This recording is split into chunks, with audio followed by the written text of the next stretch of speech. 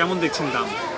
দাম তুলনামূলক বাইরে যে আমরা যে নার্সারি থেকে গাছ কিনি, আমি তো নতুন বাগানই মানে কিছুদিন হয় বাগান করতেছি, তো মোটামুটি বাগান নিয়ে একটু ঘাটাঘাটি করছি অনলাইন প্ল্যাটফর্মে।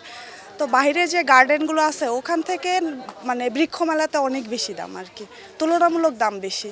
মানে আমরা যারা নতুন বাগানি তাদের সাধ্যের বাইরে, আমরা চাইলেও কিনতে পারবো না। আমরা শুধু একটা গাছ কিনছি 70 টাকা দিয়ে, এই তো আর কি। এখানে দেখা যায় যে বনসাই যে গাছগুলো হ্যাঁ লাখ টাকার উপরে দাম। হ্যাঁ হ্যাঁ।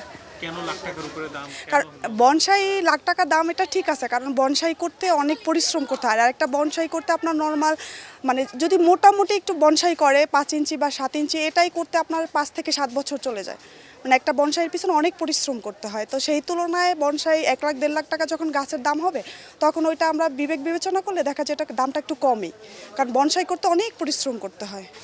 দেখা যায় যে একটা বনসাই করতে যে গাছটা পরিচালনা করে তার অনেক সময় ব্যয়। হ্যাঁ, অনেক সময়, দীর্ঘ সময়। হ্যাঁ ইমোশন থাকে, সেই ইমোশনটা কি আসলে টাকায় পরিমাপ করা যায়? হ্যাঁ, টাকায় পরিমাপ করা যায় না। আমি এমন এমন মানে দেখছি যারা বনসাই লাভার বা বনসাই করে বিক্রেতা, এরা হচ্ছে দেখছি যে প্রায় 15-20 বছর যাবত একটা গাছকে হচ্ছে বনসাই রূপে দিয়ে ওটার দাম প্রায় 4 লাখ 5 লাখ 6 লাখ টাকাও আছে, কিন্তু পরে কি হচ্ছে ইমোশনের জায়গা থেকে গাছটা আর বিক্রি করে নাই, সেটা সে তার কাছেই রেখে দিচ্ছে, নার্সারিতেই রেখে দিচ্ছে।